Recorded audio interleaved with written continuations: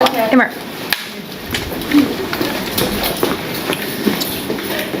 Camera set. And background. Action, Blake.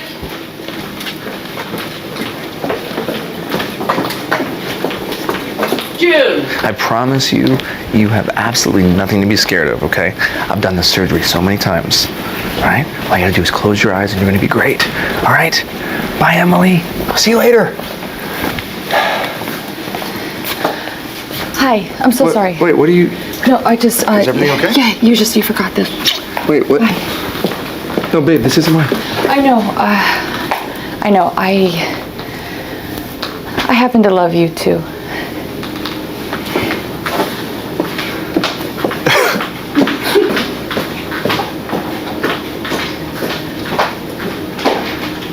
That was the kiss heard around the world.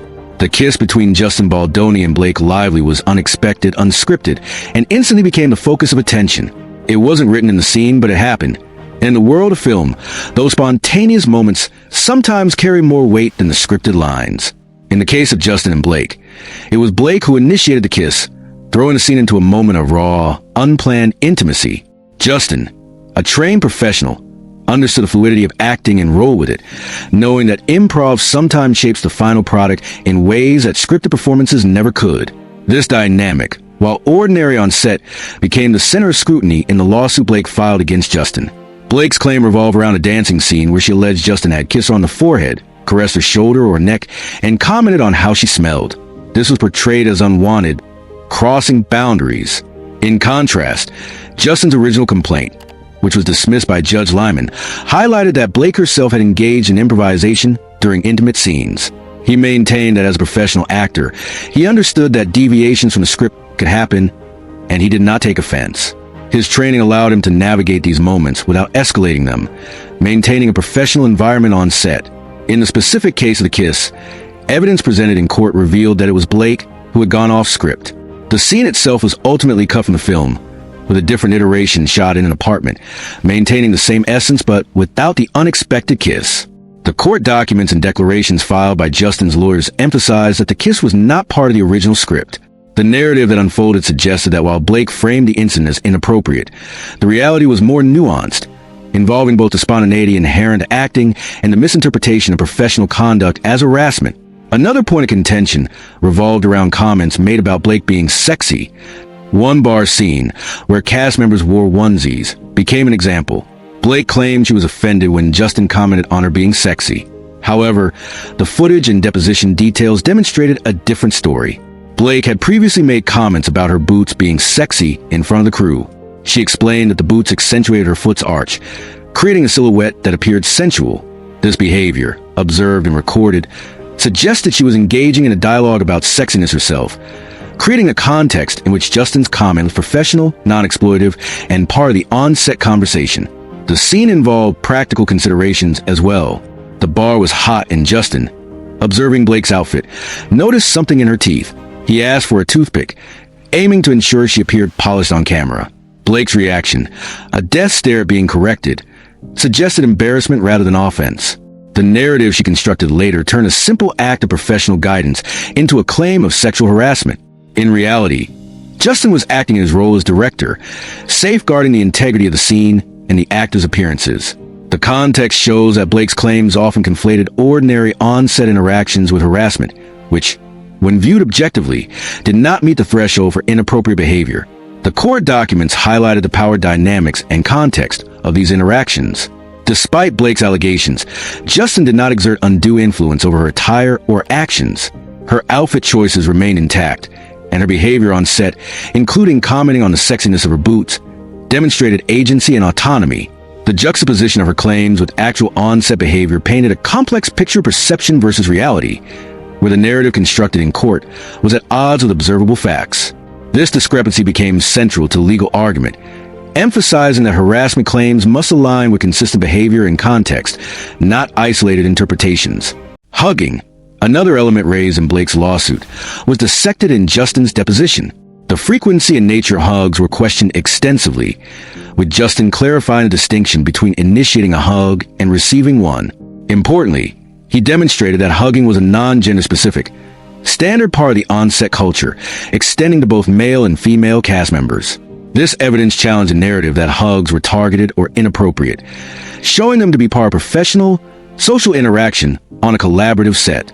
The legal strategy employed by Blake's attorneys, emphasizing everyday gestures as harassment, appeared exaggerated when contrasted with objective evidence, further undermining the claims. Deposition transcripts revealed the complexity of the situation, including interactions with makeup artist Vivian Baker, who testified about the hugging culture. Justin's responses indicated that hugs were commonplace, inclusive, and not offensive in intent.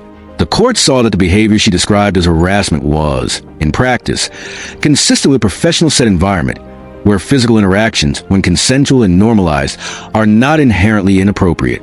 This context reinforced the importance of evaluating allegations against a standard of reasonable professional conduct rather than subjective interpretation.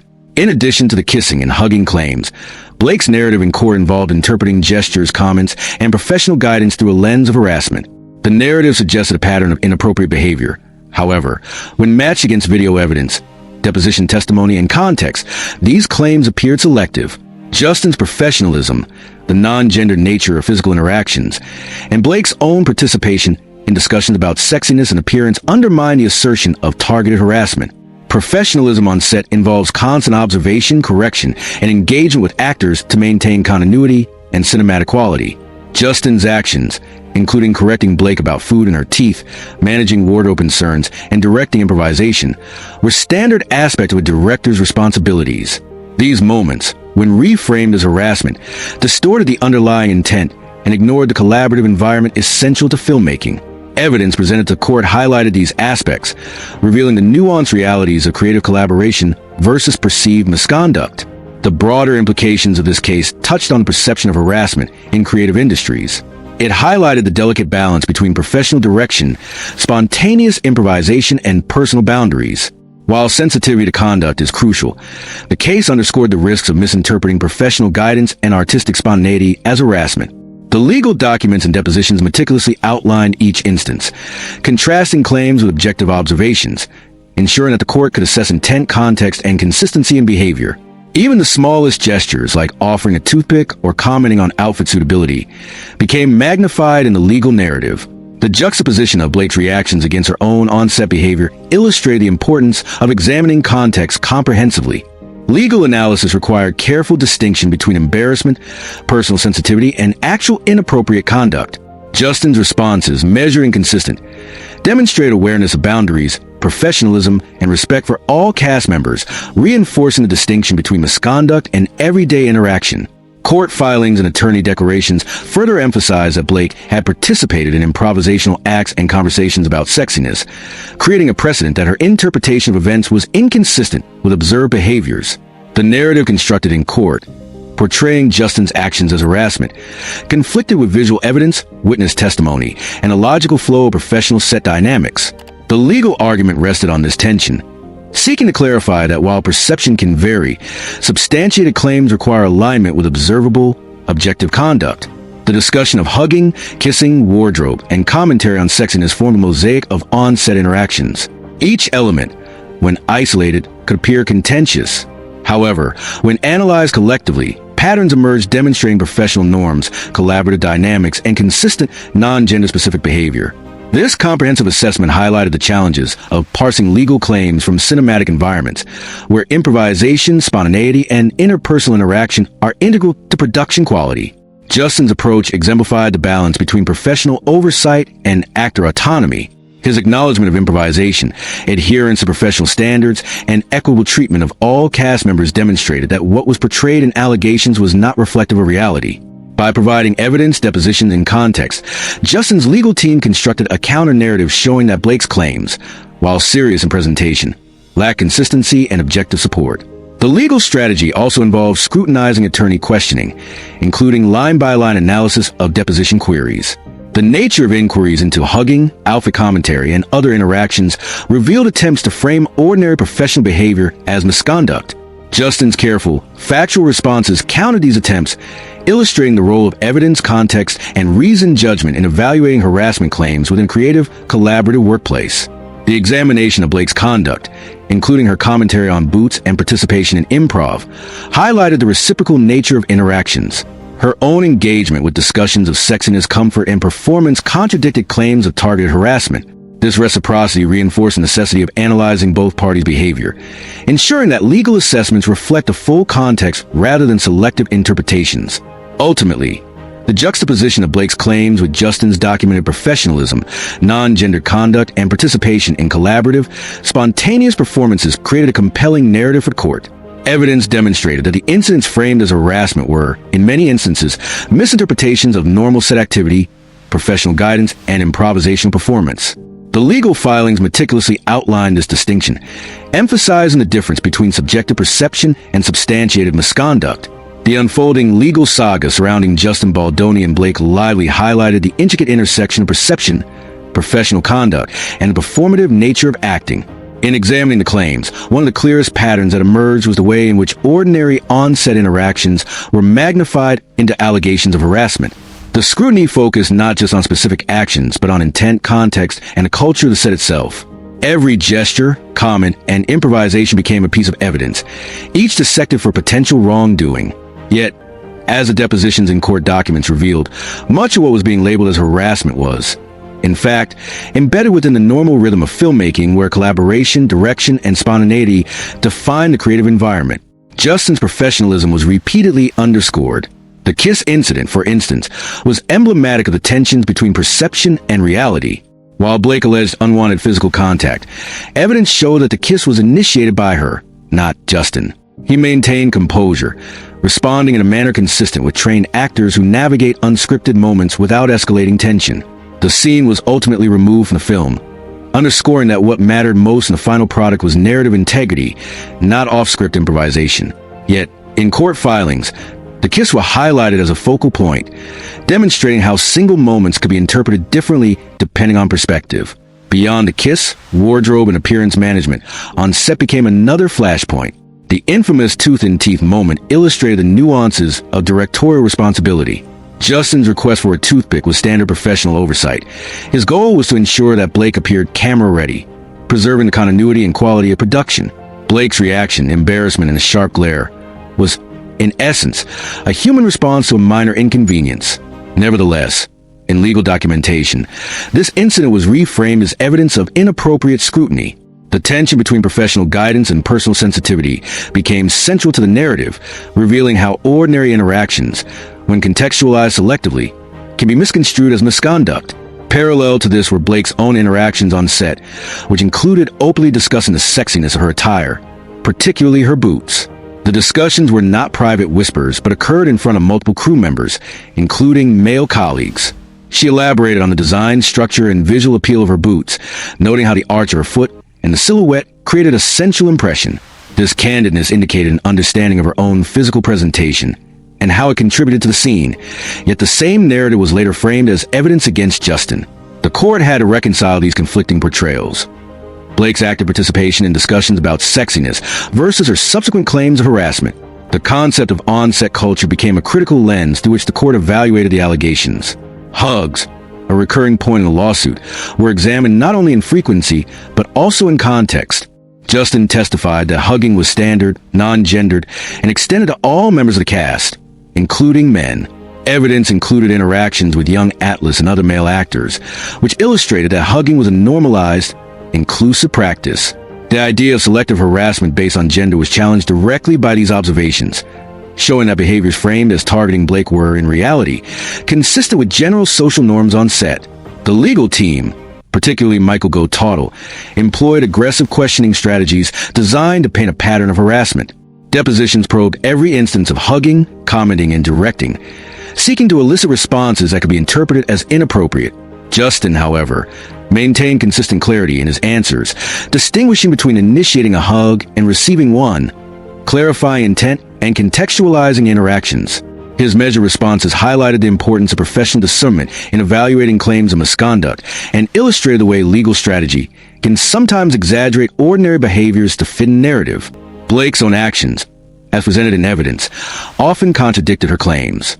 For instance, her open discussions about her boot's sex appeal and her willingness to engage in playful on-set improvisation demonstrated that she was an active participant in shaping the scene's sensuality. This directly undermined a framing of Justin's actions as unilateral or coercive. Court documents meticulously highlighted these discrepancies, emphasizing that for a claim of harassment to be substantiated, there must be clear evidence of unwanted behavior, not simply misinterpreted professional interactions. The bar scene, featuring cast members in onesies, provided another illustrative example. The environment was intentionally casual, with costumes designed to create a playful, immersive atmosphere.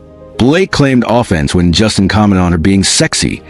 Contextually, however, Justin was performing the duties of a director, observing, guiding, and maintaining scene continuity, while Blake's own behavior had demonstrated comfort and engagement with discussions of visual appeal. The contrast between her reaction and her own participation illuminated the subjective nature of perception in harassment claims, reinforcing the complexity courts face when assessing intent versus interpretation. The legal implications of these events extended beyond the immediate lawsuit. They underscored the challenge of distinguishing between professional oversight, collaborative creativity, and personal offense. In Hollywood and other creative industries, spontaneity and improvisation are not merely common, they are essential. Directors, actors, and crew interact fluidly to produce authentic performances, which can include physical gestures, commentary on appearance, and responsive improvisation. When these interactions are retroactively framed as harassment, the court must carefully examine context, frequency, and intent to determine the validity of claims. Depositions provided crucial clarity. Justin's responses, recorded in detail, emphasize the inclusive and non-discriminatory nature of on-set behaviors. Hugs were frequent but non-gendered, comments were professional, and oversight of appearance was part of standard directorial duties. The court documentation also detailed how Blake herself engaged in discussions of sexualized appearance, further complicating claims of unilateral harassment. This dual perspective, the behavior of the accused and the participation of the accuser, was critical in establishing context and assessing the validity of allegations. Beyond the immediate evidence, the lawsuit highlighted broader societal considerations. The evolving discourse around harassment, consent, and professional boundaries intersects with the inherently collaborative nature of filmmaking. While sensitivity to conduct is paramount, it is equally important to assess claims against objective standards of professional behavior. The Justin Blake case became a microcosm of these tensions, revealing how everyday gestures, hugs, comment on attire, improvisational acting, can be scrutinized under the lens of potential misconduct, even when conducted within accepted professional norms. Further analysis of deposition transcripts revealed attempts to explore intent meticulously. Justin's clarity and consistency underscored a professional understanding of boundaries. He maintained that any deviations from the script were part of normal improvisational practice, a skill he had honed as an actor. The court was presented with extensive evidence showing that he treated all cast members equitably, that physical gestures were standard and inclusive, and that Blake's own behavior on set contradicted claims of coercion or harassment. This systematic approach to documentation was instrumental in establishing a factual record against which claims could be evaluated. The dynamic between personal perception and professional reality was also evident in Blake's response to minor incidents. The toothpick scenario, for example, was a simple act of corrective guidance that was reframed as a claim of discomfort and embarrassment. Similarly, discussions of her boot's sex appeal and engagement in playful improvisation demonstrated an agency and self-awareness that contrasted sharply with the narrative of victimization. Courts were tasked with weighing these factors, discerning where genuine discomfort existed versus where ordinary professional interaction was being misinterpreted or exaggerated.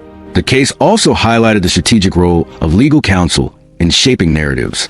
The aggressive framing of deposition questions, attempts to isolate behaviors, and the selective presentation of evidence illustrated how legal tactics can magnify routine behaviors into potential claims of harassment. Justin's measured, professional responses countered these tactics, providing a factual basis for understanding the context of interactions, the normalcy of gestures, and the collaborative culture of the set.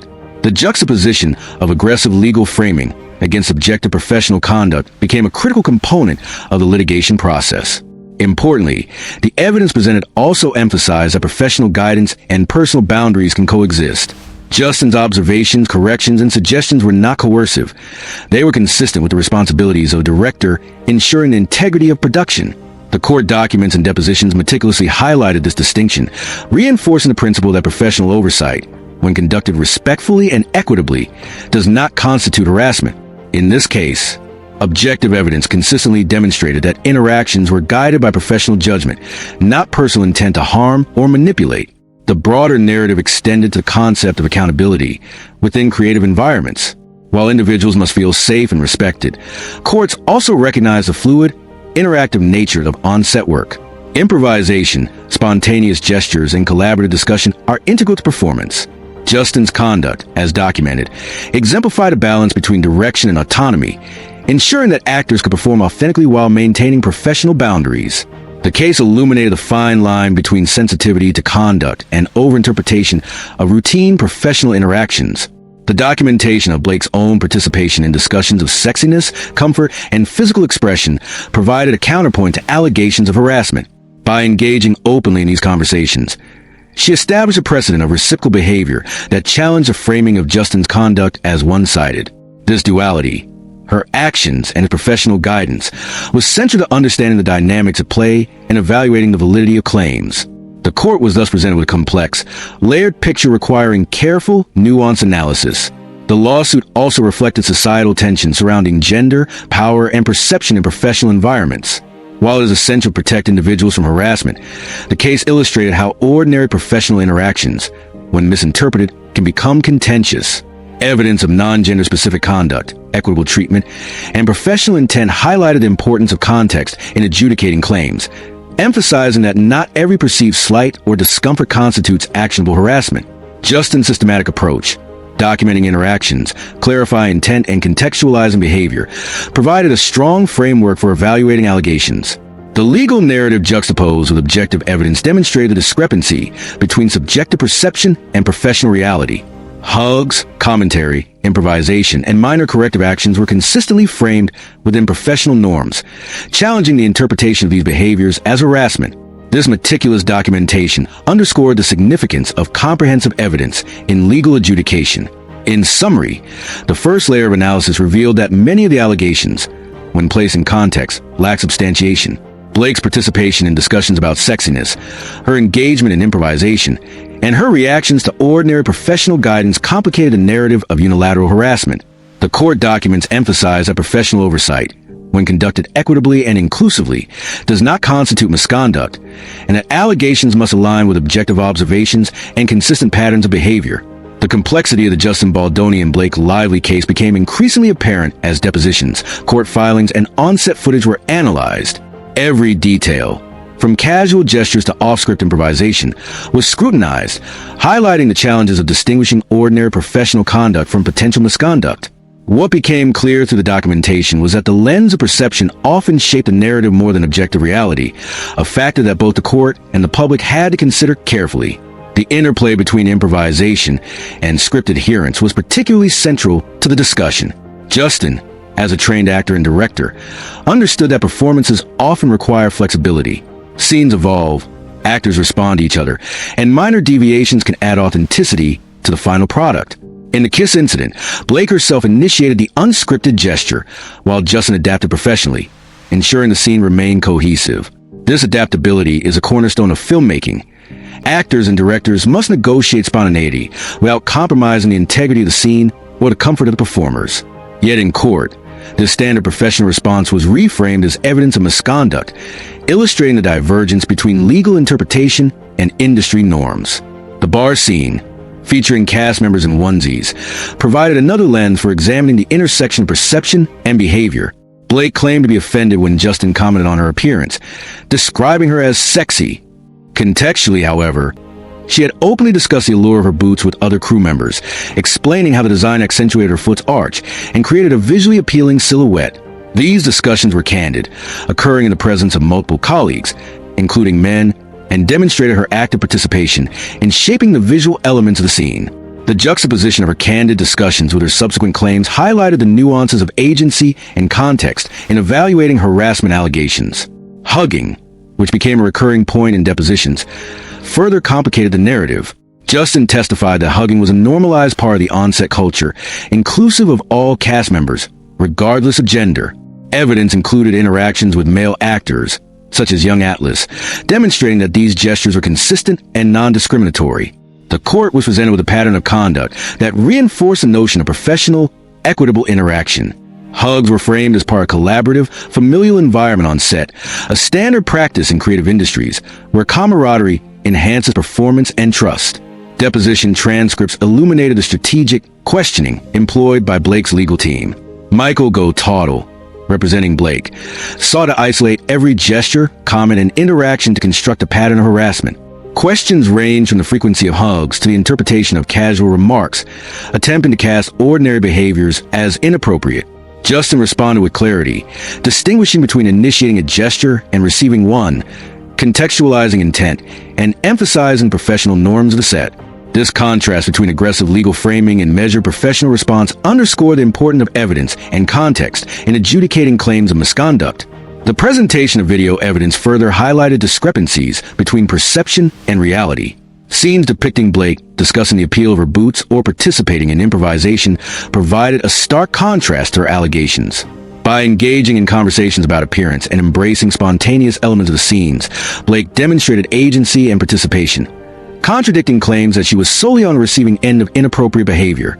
The court was thus tasked with reconciling these conflicting narratives, emphasizing the need for comprehensive analysis over selective interpretation.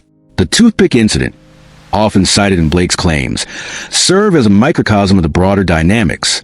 Justin, observing that Blake had food in her teeth, provided a simple, practical solution to maintain visual continuity.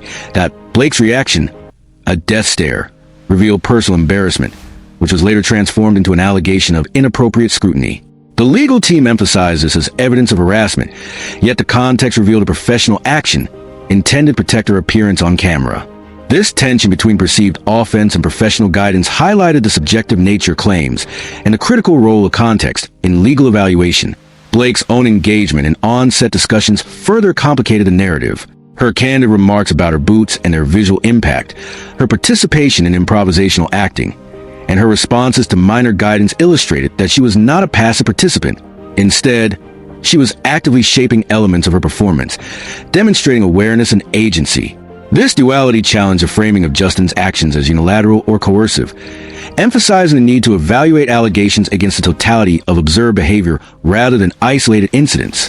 The courtroom examination extended to the broader culture of the set. Witness testimony, including that of makeup artist Vivian Baker, highlighted the prevalence of casual physical interaction, including hugs, that was not targeted toward any individual. Justin's equitable treatment of all cast members, combined with the normalized, inclusive nature of on-set gestures, demonstrated that the behaviors labeled as harassment were consistent with professional norms and collaborative practices. This evidence underscored the importance of context, intent, and pattern when evaluating allegations, reinforcing that isolated perceptions do not necessarily constitute misconduct. The legal narrative also highlighted the challenges of subjective interpretation in harassment claims. Minor gestures, comments, or guidance can be interpreted differently depending on personal sensitivity, past experiences, and expectations. In Blake's case, the discrepancy between her participation in discussions of sexiness and her subsequent claims suggested that perception, rather than objective conduct, was influencing the narrative. Courts must navigate these complexities carefully, ensuring that claims are substantiated by evidence and context rather than amplified by selective interpretation or subjective reaction. Professional oversight, particularly in creative industries, often involves subtle interactions. Directors guide actors on performance, appearance, and scene continuity, which may include correcting minor issues, commenting on visual elements, or offering suggestions. Justin's documented actions, including ensuring Blake's appearance was camera-ready and maintaining scene integrity, exemplified this standard practice. The reframing of these actions as harassment highlighted the tension between professional responsibility and subjective perception, emphasizing the need for clear, evidence-based evaluation. The broader societal implications of the case were significant. It highlighted the evolving discourse around harassment, professional boundaries, and perception in workplace environments. While sensitivity and respect are paramount, the case underscored the risk of overinterpreting standard professional conduct as inappropriate, particularly in creative settings where improvisation, collaboration, and spontaneity are integral. The legal proceedings demonstrated the necessity of balancing individual comfort with professional norms, ensuring that allegations are grounded in objective behavior rather than perception alone. Deposition transcript provided additional insights into methods used to challenge Justin's credibility. Aggressive questioning aimed to frame ordinary gestures, such as hugging and commenting on attire, as evidence of harassment. Justin's consistent, factual responses emphasized professional intent, equitable treatment, and non-gender specific conduct. The juxtaposition of aggressive legal tactics with measured professional behavior illustrated the complexities inherent in evaluating harassment claims, highlighting the importance of context and evidence in determining validity. Blake's own conduct on set, including open discussions about the appeal of her boots and participation in improvisation, was a recurring theme in countering allegations. Her actions demonstrated that she was an active participant in shaping the visual and performative elements of scenes. This duality, her engagement in discussions of sexiness versus her claims of harassment, was central to understanding the dynamics at play, emphasizing that reciprocal behavior complicates the framing of unilateral misconduct. The court also examined the role of intent in professional interactions. Justin's intent was consistently documented as professional and equitable, focused on scene integrity, actor comfort, and collaborative performance. The contrast between his intent and Blake's perception was significant, illustrating that harassment claims require alignment between perceived offense and actual behavior. The evidence consistently showed that interactions were motivated by professional responsibility rather than personal or coercive intent. Additionally, the case highlighted the role of social norms and cultural context in interpreting interactions. On-set behavior, including hugging, commenting on appearance, and improvising, is shaped by industry standards and collaborative expectations. The evidence indicated that Justin adhered to these norms, treating all actors equitably and maintaining a professional environment. Blake's claims, when juxtaposed with this context, illustrated the challenges of interpreting behavior outside its cultural and professional framework, emphasizing the necessity of contextually grounded legal analysis. Witness testimony reinforced this perspective. Makeup artist Vivian Baker described a culture of hugging and casual interaction on set, emphasizing that these behaviors were inclusive and routine. Justin's equitable engagement with all cast members, including male actors, underscored the non-discriminatory nature of physical gestures. This evidence directly challenged claims of targeted harassment, illustrating that professional conduct, when contextualized appropriately, differs markedly from allegations framed in isolation. The legal documentation also explored minor incidents, demonstrating how ordinary guidance or commentary can be reframed. The toothpick incident, commentary on outfits, and informal discussions about visual appeal were all standard aspects of a director's oversight responsibilities. By providing detailed deposition responses, Justin clarified intent, context, and professional norms, offering the court a comprehensive view of interactions. This clarity was critical in distinguishing between subjective discomfort and substantiated misconduct. The case also highlighted the complexities of gender dynamics in professional environments. Allegations of harassment often hinge on perceived imbalances of power or targeted behavior. In this instance, evidence demonstrated that Justin's actions were non-gender specific, equitable, and aligned with standard industry practices. Hugs, commentary, and guidance were extended to all cast members, illustrating that the alleged misconduct was not directed exclusively toward Blake. This pattern was instrumental in evaluating the validity of claims and understanding the professional environment in which interactions occurred. Finally, the unfolding legal narrative emphasized the importance of holistic analysis. Individual incidents, when isolated, may appear contentious, but a comprehensive examination of behavior, context, intent, and reciprocal actions is essential. Justin's professionalism, Blake's active participation, and the normalized, inclusive culture of the set collectively challenged the framing of ordinary interactions as harassment. Evidence consistently highlighted the discrepancy between perception and objective reality, underscoring the necessity of contextually informed legal evaluation. As the legal saga between Justin Baldoni and Blake Lively approached its climax, the accumulated evidence painted a highly detailed picture of on-set interactions, professional conduct, and the challenges of interpreting personal perception against observable reality. The combination of depositions, video evidence, and witness testimony highlighted the intricacies of filmmaking, where collaboration, improvisation, and direction are constantly interwoven, and minor gestures are amplified under the scrutiny of the courtroom. The testimony of Justin Baldoni consistently illustrated his professional approach. His handling of the unscripted kiss incident demonstrated composure, adaptability, and respect for performance integrity. While Blake initiated the kiss, Justin maintained a measured response, recognizing the spontaneity inherent in acting. The scene was ultimately removed from the final cut, reinforcing that the director's priority was narrative cohesion and actor comfort rather than personal gratification. In the legal context, however, this same incident was portrayed as a potential boundary violation. The stark contrast between objective evidence and subjective interpretation highlighted the tension courts often face in cases involving creative environments. Wardrobe oversight emerged as another focal point. The tooth and teeth scenario, while minor in isolation, became emblematic of the different perceptions of professional guidance. Justin's request for a toothpick was a standard director's action to ensure visual continuity and maintain the scene's quality. Blake's reaction, a pointed glare, was natural, reflecting human embarrassment rather than offense. Nevertheless, the incident was presented in court as part of a pattern of inappropriate attention. Objective analysis demonstrated that the action was professional, contextually justified, and consistent with the duties of a director, challenging the framing of minor incidents as harassment. Blake's own engagement with discussions of appearance, particularly her commentary on her boots, underscored her active role on set. She detailed how the boot's design accentuated the arch of her foot, creating a visually appealing effect. These discussions were conducted openly, in the presence of multiple crew members, including male colleagues. Such candid engagement highlighted her awareness and agency, undermining claims of unilateral or coercive behavior. The court was presented with a pattern of reciprocal interaction, emphasizing that professional environments often involve mutual participation in discussions about performance, aesthetics, and visual presentation. Hugging was repeatedly examined in depositions, reflecting the complexity of interpreting commonplace gestures. Justin clarified that hugging was a normalized, inclusive aspect of on-set culture, extended to all cast members regardless of gender. Evidence included interactions with male actors, such as young Atlas, demonstrating that hugs were equitable and non-discriminatory. The court documentation illustrated that these gestures were standard within the collaborative and familial environment typical of creative production, highlighting the divergence between perceived offense and professional practice. The aggressive deposition strategy employed by Blake's legal team aimed to isolate behaviors and construct a narrative of harassment.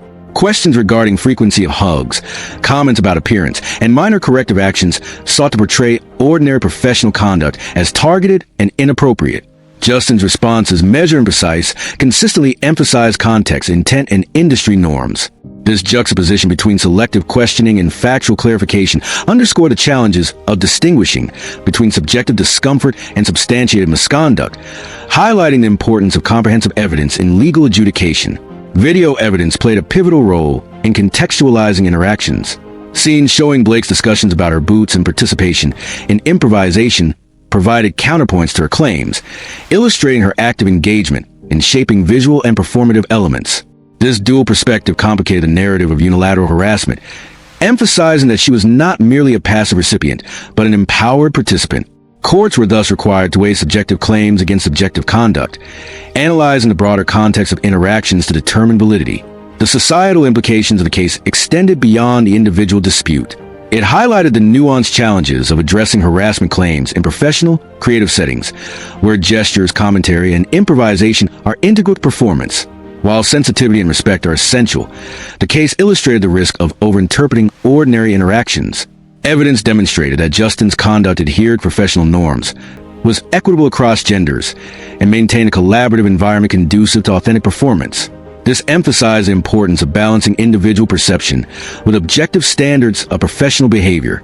The deposition transcripts further revealed the meticulous attention paid to clarifying intent and context. Justin consistently distinguished between initiating a gesture and receiving one, framed comments within professional responsibilities, and emphasized the inclusive culture of the set. This detailed documentation illustrated the challenges courts face in parsing subjective interpretations from objective evidence, underscoring the necessity of considering behavior in its full context rather than in isolation. Blake's participation in on-set discussions, including commentary on sexiness and improvisation, directly challenged claims of harassment. By engaging openly in these discussions, she established a precedent for acceptable dialogue, complicating assertions of coercion or unwanted attention. This reciprocal dynamic highlighted the complexities of evaluating harassment claims, where individual perception and professional interaction must be assessed together to ensure a fair judgment. The court also examined the role of intent in professional interactions. Justin's intent, consistently documented, was professional, focused on scene integrity, actor comfort, and collaborative creativity. The contrast between his intent and Blake's perception was significant, emphasizing that harassment claims require alignment between perceived offense and actual conduct. Objective evidence consistently demonstrated that Justin's actions were motivated by professional responsibility, not personal or coercive intent, reinforcing the principle that perception alone is insufficient for substantiating claims. Cultural context further informed the evaluation of interactions. On-set norms, including casual physical gestures, commentary on appearance, and improvisational collaboration, were integral to the filmmaking process. Justin adhered to these norms, ensuring equitable treatment of all cast members and fostering a professional, inclusive environment. Blake's claims, when contextualized against these standards, demonstrated the challenges of interpreting behavior outside its professional framework, emphasizing the necessity of contextually informed legal assessment. Witness testimony reinforced these conclusions. Makeup artist Vivian Baker described a culture of hugging and casual interaction on set, emphasizing inclusivity and routine practice. Justin's equitable conduct toward all cast members, combined with his role in maintaining scene quality and actor comfort, illustrated that the behaviors alleged as harassment were consistent with standard professional norms. This evidence highlighted the importance of considering pattern, intent, and context in evaluating allegations. Minor incidents, such as guidance on wardrobe, commentary on appearance, and practical corrections, were consistently framed within the responsibilities of a director. Justin's systematic approach, clarifying intent, contextualizing actions, and documenting professional norms, provided a clear framework for understanding the dynamics of the set. These elements collectively demonstrated that professional oversight, when conducted equitably, does not constitute harassment, challenging the framing of ordinary actions as inappropriate. Gender dynamics were also central to evaluating claims. Allegations of harassment often hinge on perceived imbalances of power or targeted behavior. In this case, evidence demonstrated that Justin's actions were non-gender specific, equitable, and aligned with industry standards. Hugs, commentary, and guidance were extended to all cast members, illustrating that alleged misconduct was not directed exclusively toward Blake. This pattern provided critical context for assessing the validity of claims and understanding professional interaction in creative environments. Holistic analysis of the evidence revealed a consistent theme. Individual incidents, when viewed in isolation, could appear contentious, but a comprehensive examination of professional conduct, reciprocal participation, and contextual norms illustrated a coherent pattern of equitable, professional behavior. Justin's conduct consistently reflected industry standards, collaborative engagement, and respect for all actors, highlighting the disparity between subjective perception and objective reality. The final layer of analysis examined the strategic framing of the lawsuit itself. Aggressive legal questioning, selective presentation of incidents, and emphasis on perception over context were tactics designed to construct a narrative of harassment. Justin's factual measure responses countered this framing, emphasizing professional, inclusive, and equitable nature of his conduct. This interplay underscored the critical role of evidence-based evaluation in adjudicating complex claims. Ultimately, the case served as a microcosm of broader issues in professional, creative environments. It highlighted the delicate balance between sensitivity, respect, and inherently collaborative, improvisational nature of acting and directing. Evidence consistently demonstrated that Justin navigated these dynamics professionally, adhering to equitable norms and maintaining the integrity of both performance and workplace conduct. Blake's claims, while serious in presentation, were complicated by her own participation, the inclusive culture of the set, and the objective documentation of intent and behavior. The culmination of depositions, witness testimony, and video evidence reinforced a clear narrative. Professional oversight, improvisation, and minor corrective actions, when contextualized appropriately, are not harassment. The contrast between Blake's perception and Justin's documented conduct illuminated the challenges of assessing subjective claims within objective frameworks. Courts, presented with comprehensive evidence, are tasked with discerning between genuine misconduct and routine professional interactions, ensuring fair and informed judgment. In the broader societal context, the case underscored the importance of context, reciprocity, and intent in evaluating allegations. While sensitivity and respect remained paramount, the legal proceedings highlighted the risks of overinterpreting ordinary behavior. Professional, creative environments rely on collaboration, guidance, and improvisation, which may include gestures, commentary, and corrective actions. Evidence in this case consistently demonstrated that Justin's conduct aligned with these norms, emphasizing equitable treatment, professional oversight, and inclusion. The legal narrative also illuminated the critical role of agency. Blake's participation in improvisation, commentary on appearance, and engagement with the performance demonstrated her active involvement in shaping the scenes. This agency complicated the framing of unilateral harassment, highlighting that reciprocal behavior must be considered when evaluating allegations. Courts are required to weigh both perception and observable behavior, ensuring that judgments reflect the totality of interactions rather than isolated interpretations. Ultimately, the combination of depositions, video evidence, and witness testimony presented a coherent picture of professional conduct. Justin Baldoni's actions, characterized by composure, equitable treatment, and adherence to industry norms, consistently contradicted claims of harassment framed by perception and selective interpretation. The case underscored the necessity of comprehensive, contextually informed analysis, illustrating that ordinary professional behavior, when properly understood, cannot be equated with misconduct. The final chapters of the case reflected on the broader implications for the industry. It highlighted the importance of distinguishing between subjective offense and objective professional behavior, balancing sensitivity with the collaborative demands of creative work. Justin's documentation, clear responses, and equitable conduct provided a model of professional engagement in challenging circumstances, reinforcing the need for evidence-based evaluation in claims of harassment. As the legal process concluded, the court and public were left with a detailed, nuanced understanding of the events. The narrative of spontaneous kisses, wardrobe oversight, hugging, and commentary on appearance, when contextualized within professional norms, demonstrated the complexities of interpreting behavior in high-stakes creative environments. The juxtaposition of perception and documented reality highlighted the essential role of context, pattern, and intent in assessing claims, underscoring that professional oversight, improvisation, and collaborative engagement are not inherently inappropriate. The Justin Baldoni and Blake Lively case will remain a reference point for discussions about professional conduct, perception, and legal evaluation in creative industries. It illustrated that while sensitivity is critical, claims must be grounded in objective behavior and contextual understanding. Evidence consistently showed that interactions on set were equitable, professional, and aligned with industry norms, emphasizing the importance of comprehensive assessment in adjudicating allegations of harassment.